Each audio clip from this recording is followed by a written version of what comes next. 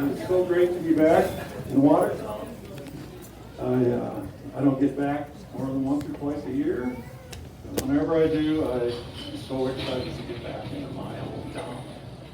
I am a Watertown boy, born and raised, and happy about it. And I always get excited to come back and see my family and my friends. This time of the year, I always go back and think about when I was a student. We're in the middle of May. 2 more weeks and we'll be out of school. It'll be summertime. Everyone's excited, right? And the last 2 weeks seem to take 4 weeks. Anyway, you get to that last week and the last day and you get out and there's reason to be excited. For me, number 1, no school. Number 2, baseball season. I absolutely love baseball from a very young age. First started up at Highland Park. We played midgets and junior midgets, I did. Ages, 9, 10, 11, and 12, I think, at that time. I don't know how it is in Watertown today, but I think that's the way it was when I grew up. And I was a real tall, skinny kid when I started, probably at the age of 9. But I could throw the ball hard. And the only problem was I didn't have any control. So I struck out a lot of guys, but I walked a lot of guys. And unfortunately, I beaned a lot of batters. So anybody out here that I maybe beaned at Highland Park, look at the hands going up. If I did that back up at Highland, I want to apologize right now. It was not intentional. And I'll tell you this, there was pitchers up there, I wasn't the only one. All those pitchers could throw hard, and none of them had control. It was just the way it was.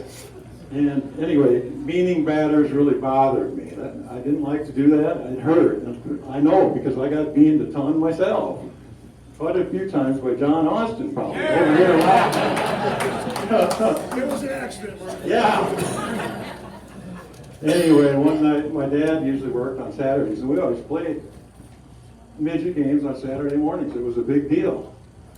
And so Dad worked on Saturdays, and he couldn't come to the games always. But when he got home from work, he'd always ask how the game went. My dad was very team-oriented. He wanted me to be a good teammate and to help with kids that were maybe new to the team. He always said, get to know your teammates. Be friendly with them. Encourage them. And be a good teammate. That's how your team will succeed and be successful. But anyway, Dad would always come home after work Saturdays and he'd ask me, well, Tom, how'd the team do? I'd always tease him. And I said, Dad, yeah, we did pretty good. And one going 9-2 or whatever it was. And then he'd ask me about how did I do at the plate hitting. And I said, well, I had a couple hits, maybe struck out once or whatever it was.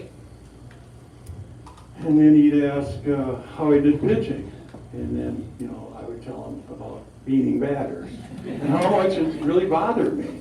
And Dad said, well, what we can do, first thing he asked me is, well, are you throwing it as hard as you can on every pitch? And I thought, of course I am, Dad. And he said, that's probably, what that probably means is you're overthrowing the ball. And I thought, overthrowing? I didn't know what that meant. 9-year-old punk going to Millette, come on. I didn't know what that was. So he explained it to me, and he said, to get better accuracy on your pitching, what you need to do is to improve your form. And Dad taught me basically everything about pitching when I was a young kid. The toe on the rubber, you rotate, you kick your leg, you step towards the plate, you throw the pitch, you follow through. And if you can improve that, Dad always said, your accuracy will improve. And it did. Dad was right. But anyway, after that, in all the years I played baseball through Watertown, which was like 10 years, I always thought of Dad's advice when I was a kid. And one was about being a teammate, and one was about my pitching form. And the other one he taught me at a very young age. And I was like other kids at that age. We all thought we were going to win every game. Well, everybody knows that's not going to happen. Everybody hated to lose. And Dad taught me one time after a game, and we lost in the tournament, I think, and he caught me at home afterward, just he and I, and he said, "Thomas," and I thought, "Oh, geez, he never called me that. I must be in trouble." And he sat down with me and he said, "I saw you pouting after you got beat, and your head was hanging down, your chin was down." And I said, "Yeah, Dad, I was upset about getting beat, Dad." And he says, "You can never pout or hang your head after a loss. What it does, it makes the team look bad. The worst, it makes you look bad." And he was right. And I learned at a very young age, win or lose. Either if you win 10-0 or lose 10-0, you always act the same way. And I always tried to do that all the way through. I played other sports, so it was the same for every sport. So that was another life lesson from my dad at a young age. How to be a good loser.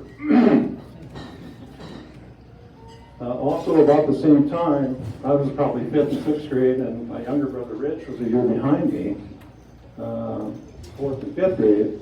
And I think my older brother Mike came home one night and got Rich and I together, and he asked us, "How would you guys like to be bat boys for the Legion team?" And Rich and I perked up and said, "Yeah, we're in." We were so excited to be bat boys for the Legion team. Head coach Dale McElhaney. My older brother Mike played. That was his junior and senior year. And my brother Pat, who was a year behind Mike, also played that year for the post-17 Legion team.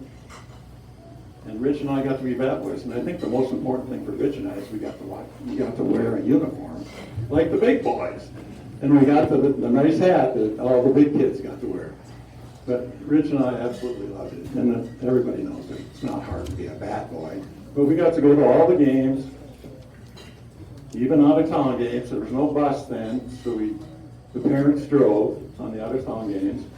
And sometimes, coming back from the out-of-town games, we'd stop about halfway back and find a Dairy Queen or a Zesto or something and get a treat. And of course, Rich and I had no money. We're just still in the wet. So we had Mike and Pat, thank goodness. And they'd always buy us like a cheeseburger and a malt. And it was like the best thing ever. It was like Christmas. But sometimes coming home from games, we got treats. And that was really a fun thing and something I will never forget. Next up for me was midget baseball, or teener baseball. The teener program started back in the 50s. Some of you probably know this. I don't know when it started in Watertown.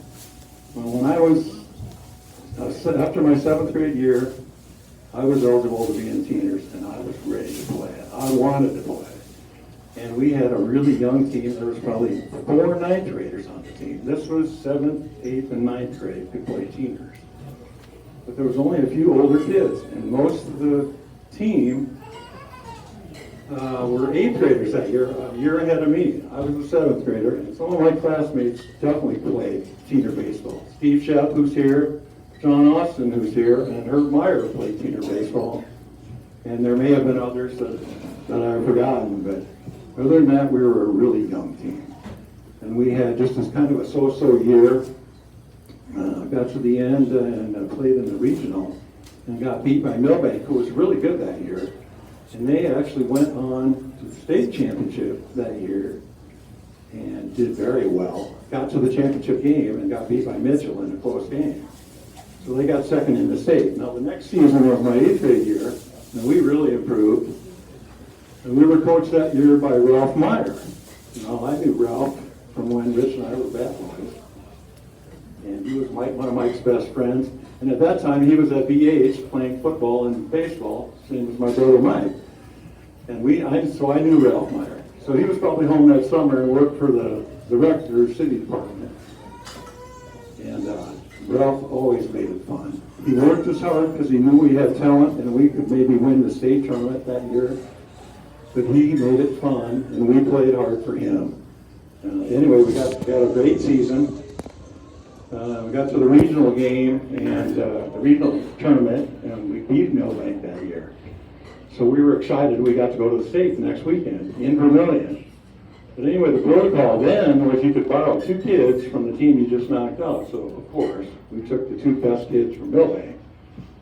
And they were both really good players, pitchers and catchers both. Tracy Unker and Chris Vanderburg were their names. So they came and practiced with us the next week before we left for the tournament. And we got to know them really well. And they became part of our team. And they were good teammates and really good guys. And we really enjoyed having them with us. And I know for sure one of my teammates is sitting right here, Dan Schulte, remembers all this very well. We went to Vermillion and played in the state tournament. It was an 8 teams involved in the tournament. So we had to win the first game to get on the winner's side of the bracket. Well, we played Canton the first game. We beat them pretty good, 9-3. So right away we're in the winner's side, so we were happy about that. And then the next game we ran into Mitchell, who was really good that year as well. And they actually were the team that won it the year before. And we knew they were a good team. And Coach Ralph decided to put Tracy Unker, the kid from Millbank, on the mound and pitch against Mitchell. Now, Mitchell was the team that beat his team last year in that final game. So Tracy Unker was ready to play. And he pitched a great game, and we beat him, I think, 11-4. So that put us in the championship game. And then you ran into Aberdeen, who was always good in baseball. All through Teeners, all through Legion. Aberdeen was stout, always a great program. And they were good that year too, and it was a close game. I think we were down 5-4 after 4. We scored 2 in the 5th and 2 in the 6th and went ahead 8-5. They got 1 in the 7th and we ended up beating them 8-6 for the state tournament championship Teeners from Watertown. We were so proud. And we finished the season, Dan, 22-5. 22-5. Fantastic season. But, and we all loved it. We got to bring home the trophy. Now, the next year, Dan Schulte, who was sitting right here, was a year ahead of me, and a bunch of his classmates all moved up to Legion. I was just getting out of 9th grade, so I could have played another year at Teeners. And I ran into the Legion coach at that time was Kenny Rennick. A lot of people know Kenny.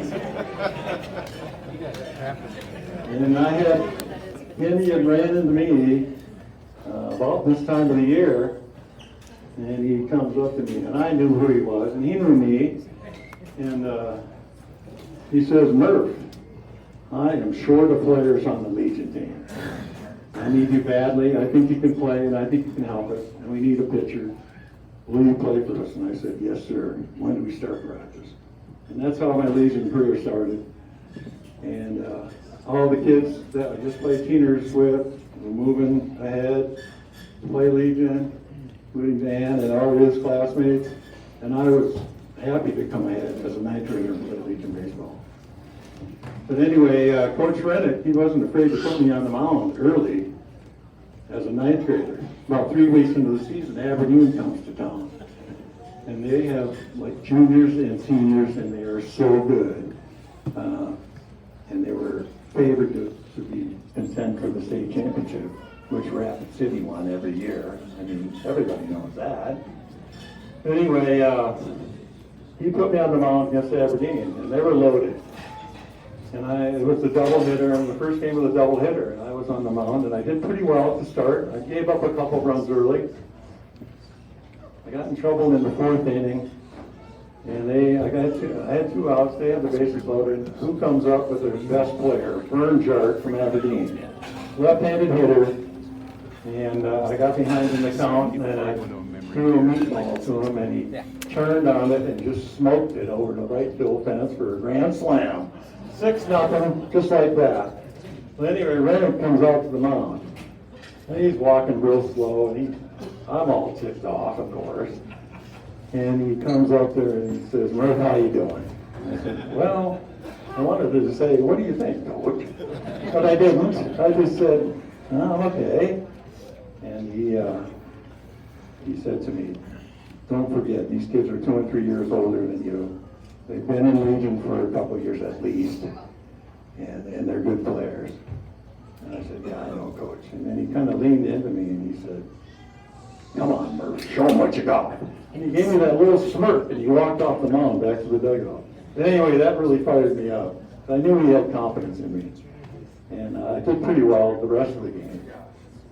But we still got beat like 8-0 or whatever. And they smoked us in the second game at first too. But the first year was a tough year that we went through. Our record was probably about 500. Got to the regionals and lost to Aberdeen. The second year would have been my sophomore year. And we lost a couple players.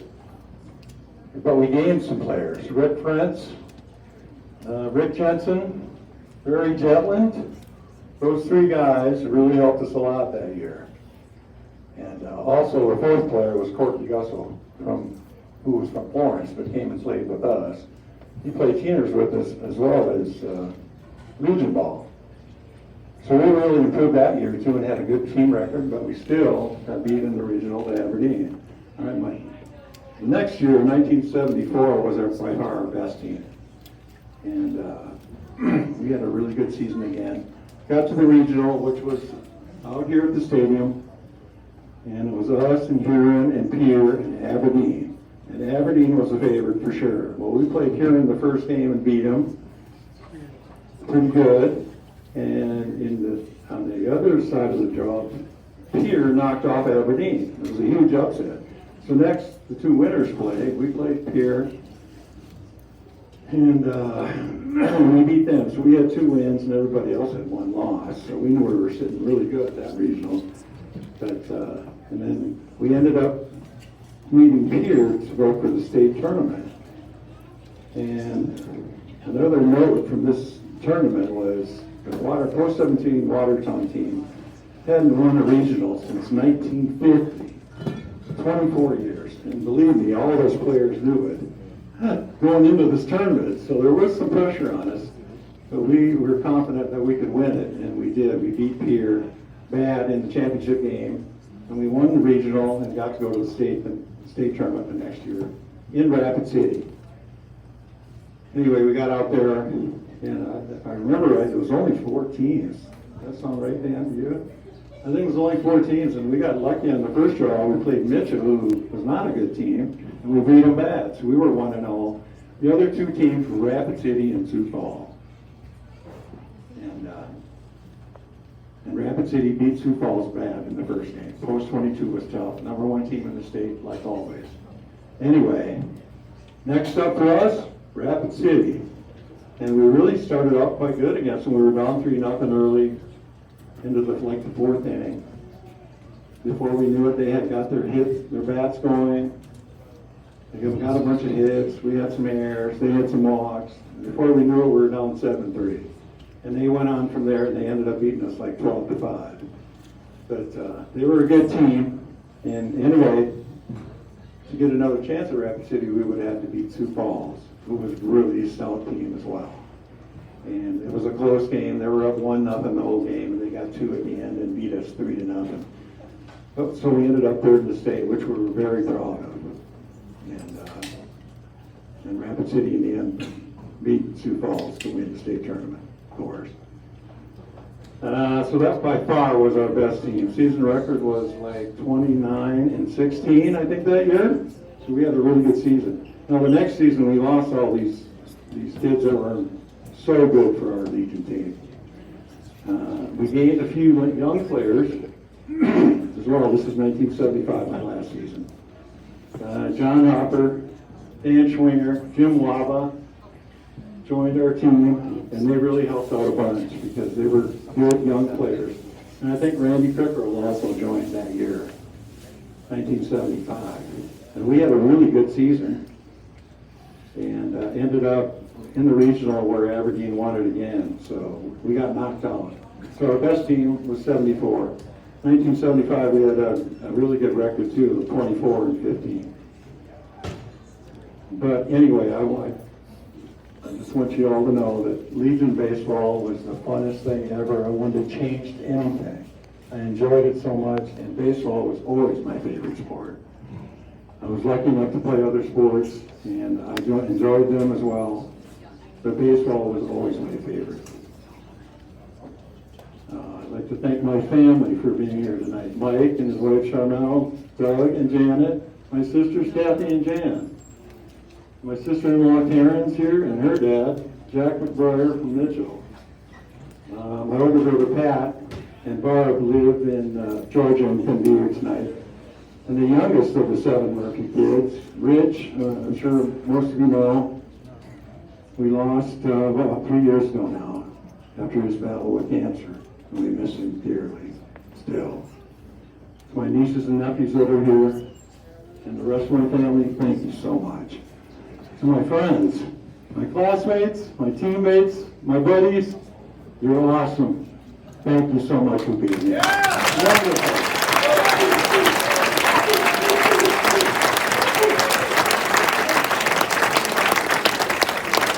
And thanks very much to Post 17, Coach Ryan, and all the good work that you do. Keep up the good work.